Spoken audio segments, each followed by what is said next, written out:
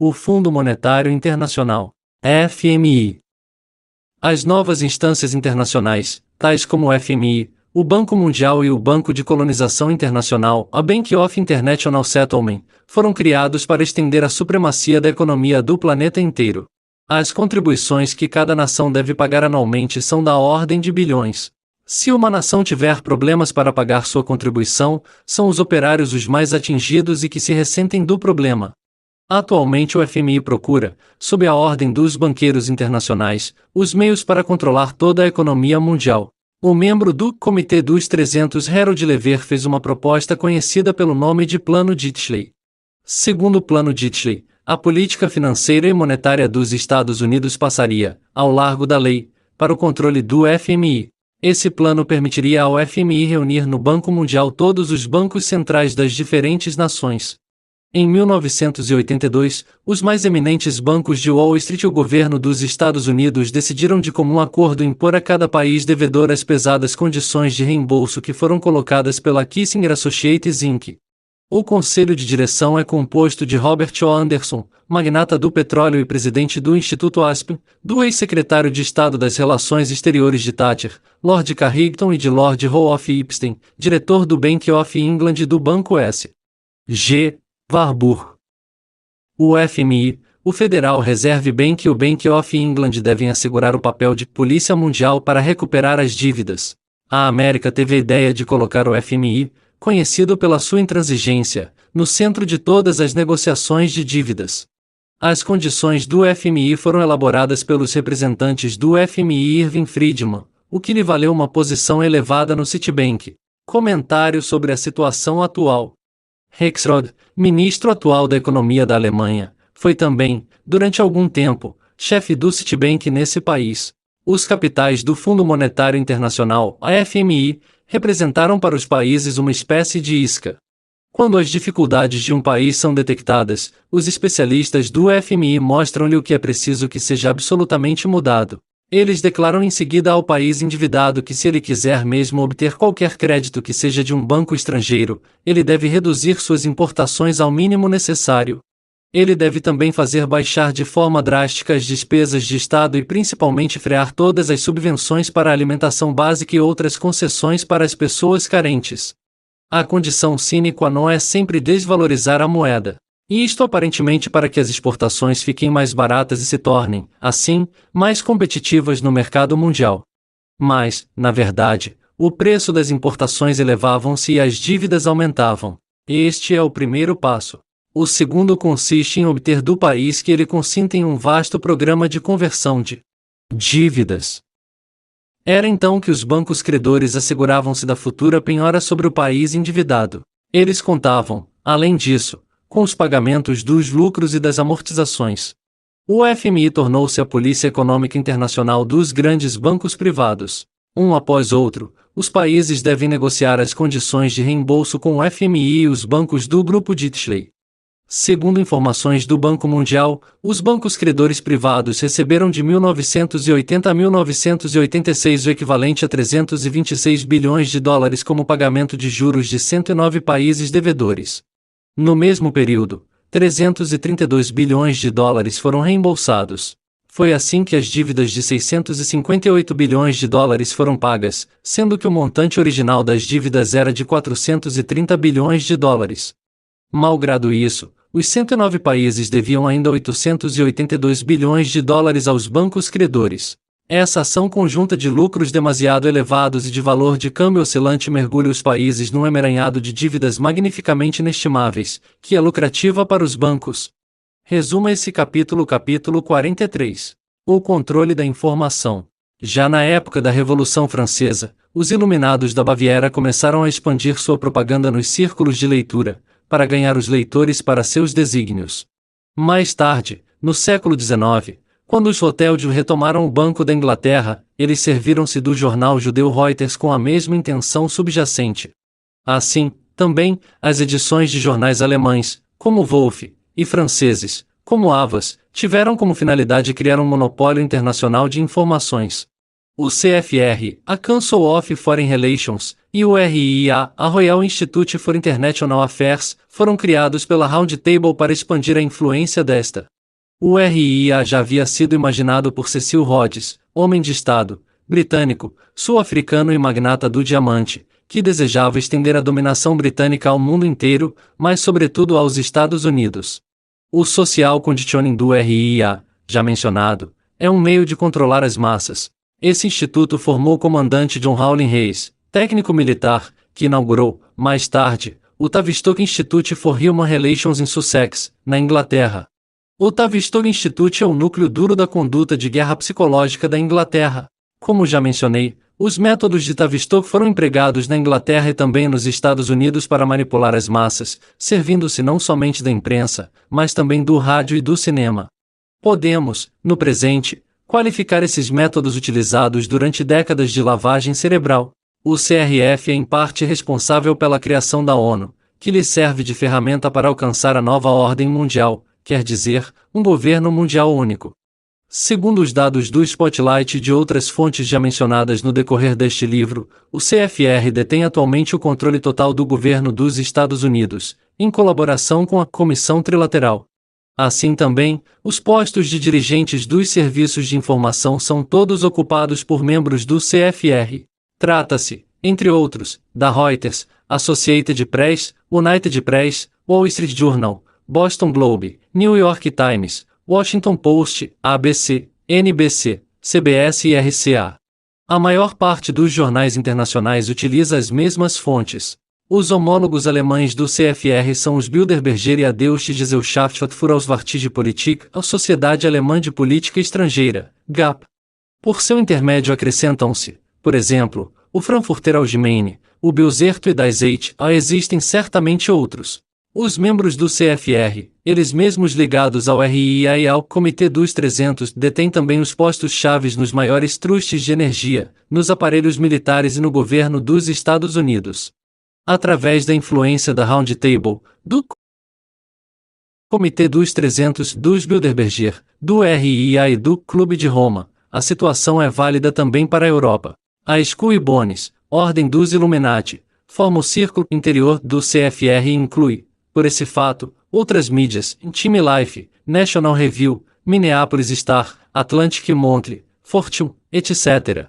Em 1880 a Ordem Skull Bones fundou a Federação Econômica Americana e a Federação Americana de História.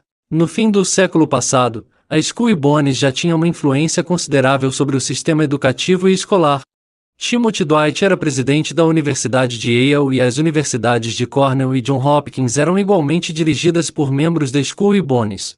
Incluamos na lista MC George Bush, que co-dirigiu a Guerra do Vietnã como conselheiro da segurança de Kennedy do presidente Lyndon Johnson e que era igualmente deão da Universidade de Harvard.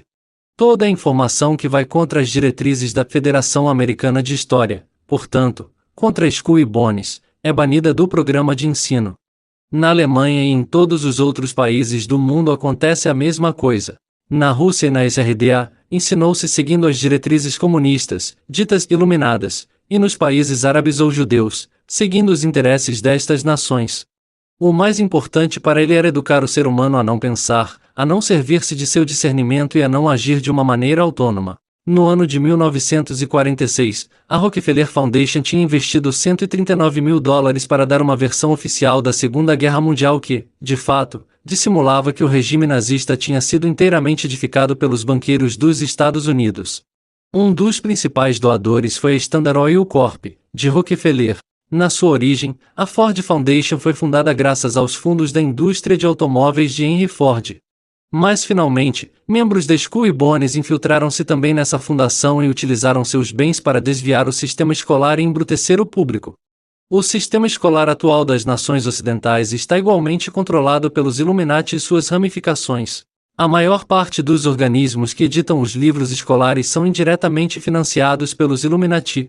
MC George Bush, igualmente membro da Skull Bones, era conselheiro de segurança dos Estados Unidos durante a Guerra do Vietnã. Em 1966, ele tornou-se presidente da Fundação Ford e nomeou Harold Hall II, membro da Skull Bones, como vice-presidente. Tudo que se referia ao Departamento de Pesquisas e da Educação era de sua alçada. As despesas anormais de fundos da fundação obrigaram a família Ford a demitir-se. As técnicas de conduta de guerra psicológica que tinham começado na Wellington House foram aperfeiçoados no Tavistock Institute for Human Studies. Essas técnicas estão descritas por Edward Birney. Graças ao crescimento demográfico, a ação dos Illuminati tem mais amplitude sobre a consciência dos povos. Com o auxílio dos serviços de informação, da imprensa, dos jornais, do telefone, do rádio, que são todos controlados pelos Illuminati, as ideias e as opiniões podem ser expandidas rapidamente através de todo o país. A manipulação consciente e inteligente do comportamento e da opinião das massas é um dos elementos mais importantes da sociedade democrática. Aqueles que se servem desses mecanismos constituem o verdadeiro poder dirigente deste mundo. A importância do papel da mídia não é mais uma dúvida em nossos dias. A televisão, por exemplo, põe claramente em evidência como as mensagens negativas, tais como as informações, os filmes de terror e de violência, influenciam o comportamento do telespectador. A televisão é, no entanto, principalmente utilizada para sugerir opiniões. Como pensar, agir e parecer. O que é preciso possuir para serem e qual orientação política tomar. Hussein é mau, mas Bush, Clinton e Shaw são bons. A astrologia, a imposição das mãos, os OVNIs e a telecinésia são bobagens, mas os filmes pornôs, o futebol do domingo à tarde e a bebedeira no fim de semana não constituem problemas.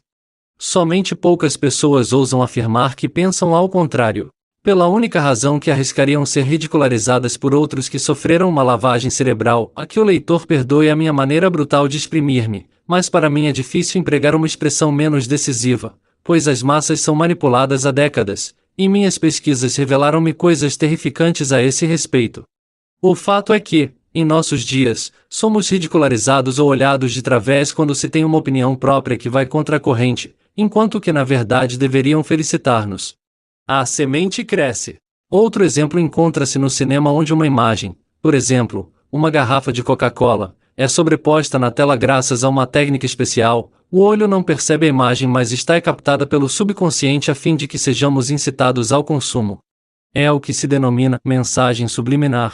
Mas o melhor exemplo encontra-se na indústria de música e de disco. Já há décadas, exerce-se uma influência sobre o ouvinte como Backward Masking, servindo-se de gravações de alta frequência e de rituais mágicos. Com as gravações em alta frequência registram-se mensagens sobre a faixa sonora escolhendo uma frequência muito alta para que ela não seja audível pelo ouvido, mas para que ela atinja ao mesmo tempo o subconsciente, a mensagens subliminares. Por ocasião da Backward Masking, as mensagens são gravadas ao contrário e captadas também no subconsciente. Se tocarmos a faixa ao contrário, as mensagens são bem claras. Eis aqui alguns exemplos. Kiss, a Kings in Satan Service, canção, Good of Thunder mensagem, O diabo, ele mesmo é o teu Deus. Madonna canção, Like a Vard mensagem, Eu me chafurdo no pecado. Queen canção, Crazy Little Thing Called Love mensagem, Ao diabo a Bíblia. Eu só quero é magia. Police canção, Every Little Thing She Does Is Magic. Mensagem, são os maus que têm o poder. Rolling Stones canção, Tops mensagem, Eu te amo, diz o diabo. Prince canção, Par porém mensagem, O céu vai explodir. Cyndi Lauper canção, She-Ball mensagem, Está sem defesa ante o mal e obrigado a suportar as mensagens que te enviamos. The Beatles canção, Revolution N9 mensagem, Start Smoking Marijuana. Experimente fumar maconha, e Turn-me on Dead Man. Ilumina-me, homem morto igual Jesus. É interessante saber o que John Lennon disse a Tony Sheridan em 1962 no Star Club de Hamburgo, se bem que isso saia do quadro do nosso assunto. Sei que os Beatles terão sucesso como nenhum outro grupo. Eu o sei bem, pois vendi minha alma ao diabo para isso. Que estava sabendo? Tomemos outro exemplo na indústria do disco. John Todd, que conforme ele afirma, era um iniciado dos círculos ocultistas dos mais poderosos dos Illuminati, a do Conselho dos 13, designa-os de organização luciferiana que a qualquer preço quer impor um governo mundial. Os Illuminati visam principalmente a juventude, e Hitler também já o sabia. O futuro pertence àqueles que conquistam a juventude para sua causa. John Todd era o dirigente da maior associação de lojas de discos e de sociedades de gravação de concertos de todos os Estados Unidos, as produções Zodiac. Segundo ele, os rituais de magia negra, pronunciados por 13 pessoas, estão registrados na matriz, ano original, de cada disco, quer se trate de música clássica, meditativa, de rock, de country, de baladas, de cantos patrióticos, ou de não importa qual outra música, e não somente de rock ou de heavy metal, como isso agradaria a certos fanáticos religiosos, o que faz com que a matriz seja marcada por uma influência demoníaca. Essas pessoas agem assim não por razões financeiras, mas para controlar a mente do ser humano. É superstição, é diabólico, dirão alguns. Seja diabólico ou não, nós estamos lidando com a maior associação de lojas de discos de todos os Estados Unidos, sustentado pelas pessoas mais ricas deste planeta. Seja o que for que eles façam, esses manipuladores, seja qual for o nome que dermos às suas atitudes, isso permitia que eles ficassem ricos e se tornassem poderosos. Eles contribuíram para mergulhar o ser humano e as nações deste mundo no estado que conhecemos, e eles marcam fortemente todos aqueles que ouvem essas músicas, incluindo aí nós mesmos. Uma segunda sociedade, surgida das produções Zodiac, nasceu mais tarde, na Califórnia. Ela tinha o nome de Maranata. Sua finalidade, em captar o interesse dos jovens cristãos e os adeptos de outras religiões. Por isso as músicas e os textos que ela comercializava não eram chocantes, se bem que continham mensagens satânicas e destruidoras. A primeira produção dessa sociedade foi Jesus Christ Superstar. Como podeis ver, os nomes próprios são um blefe, e, se não nos detivermos um pouco mais nisso, não poderemos entender o que está por debaixo.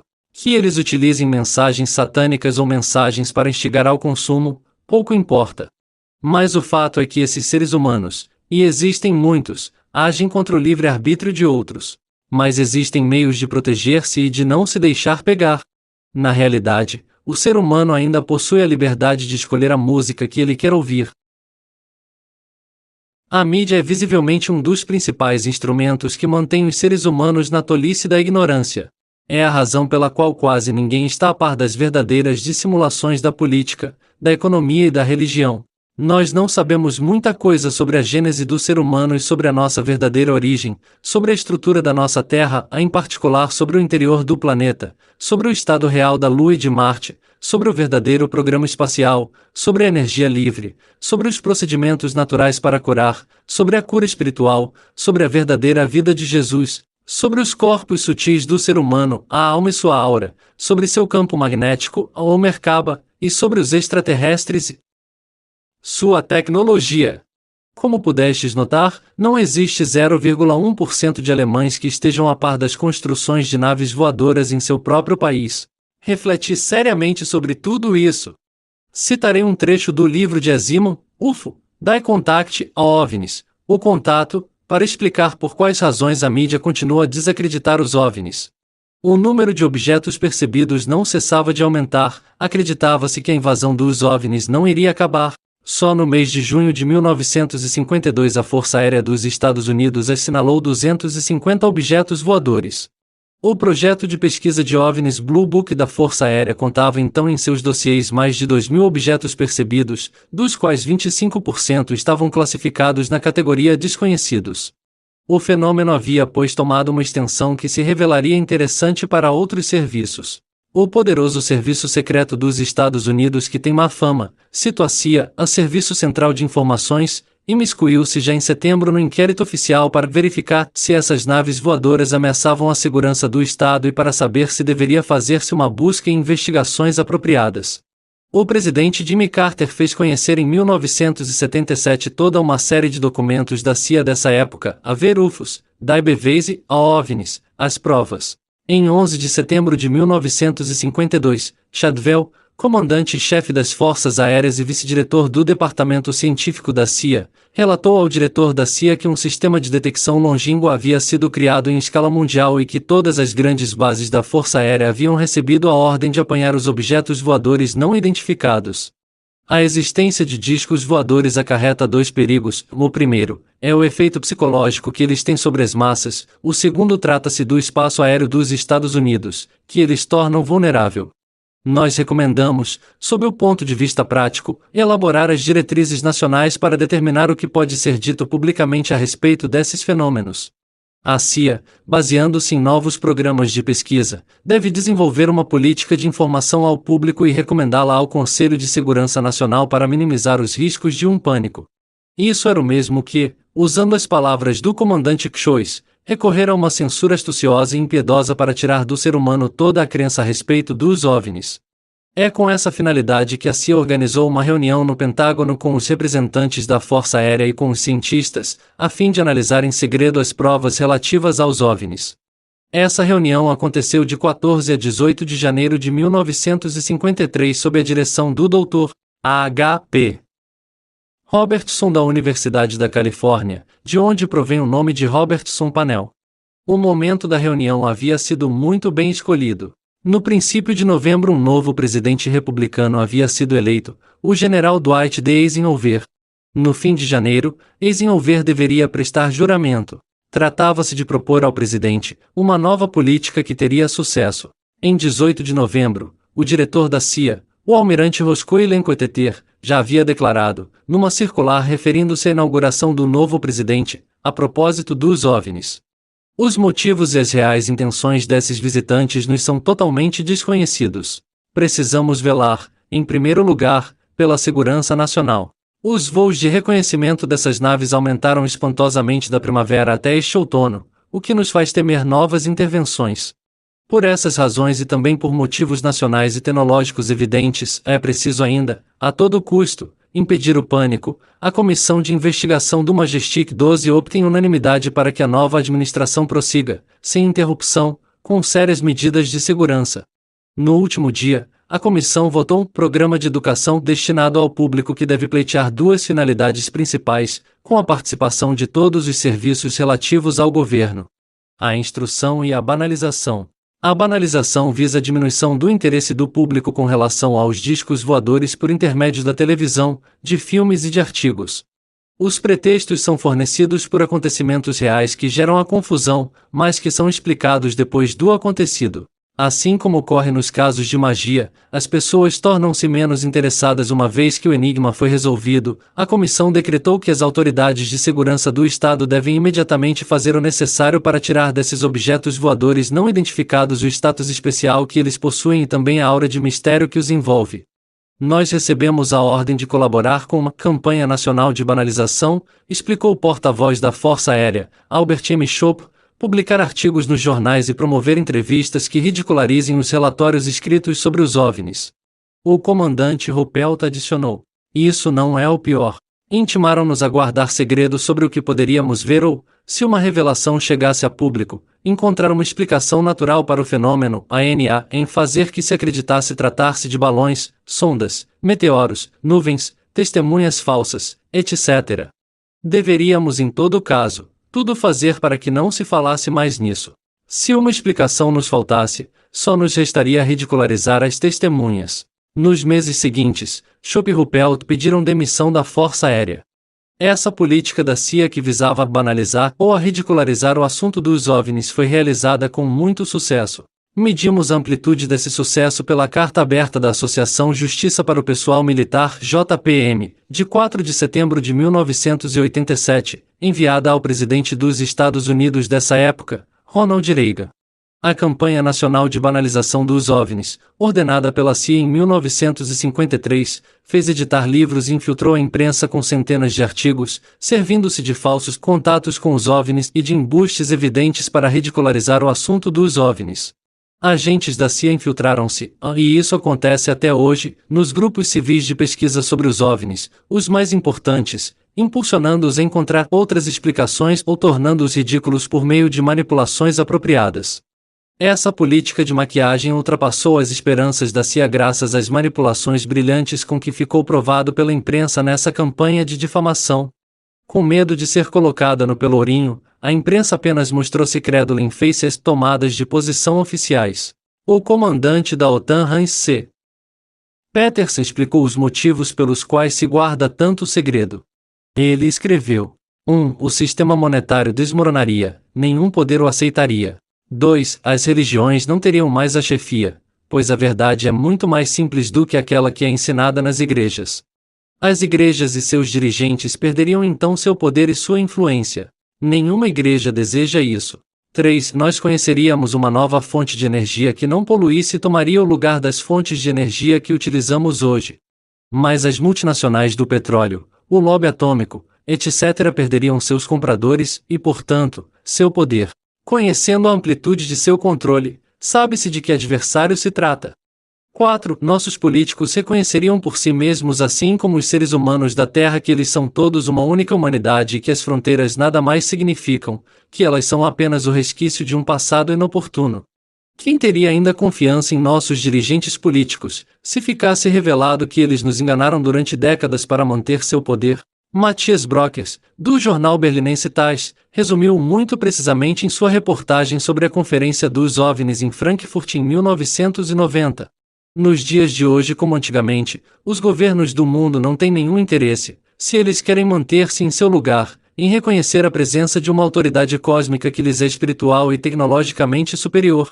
Quem ainda ouviria esse enfadonho Helmut Scholl? Quem assistiria a nossos prêmios Nobel e a nossos especialistas cheios de arrogância, se um pequeno cinza vindo do céu aparecesse de repente na televisão e se pusesse a falar de leis e de regras em vigor no planeta retículo e nos contasse a história do cosmos?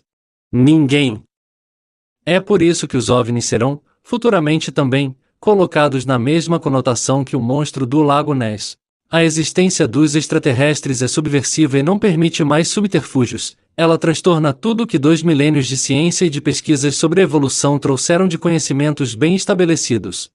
E quem poderia continuar a aprender-se pela obra-prima da criação, se o sobrenatural não é mais tão sobrenatural do que isso, se ele é simples, e além disso, mais natural do que o natural? Para terminar sobre esse assunto, contentar-me-ei em dizer: procurai a verdade, e a verdade vos libertará. Outro exemplo, o projeto estritamente secreto da CIA MK-Ultra, que foi elaborado após os anos 50 por psicólogos e sociólogos americanos para verificar a mudança de consciência provocada pelas drogas. Essas experiências não foram feitas com os porquinhos da Índia, mas com estudantes americanos. Os cientistas financiados pelo Estado davam-lhes estupefacientes e drogas psicodélicas, seja com o consentimento deles, seja sem que eles o soubessem. Essas experiências feitas maciçamente acarretaram na manifestação do movimento hippie nos Estados Unidos.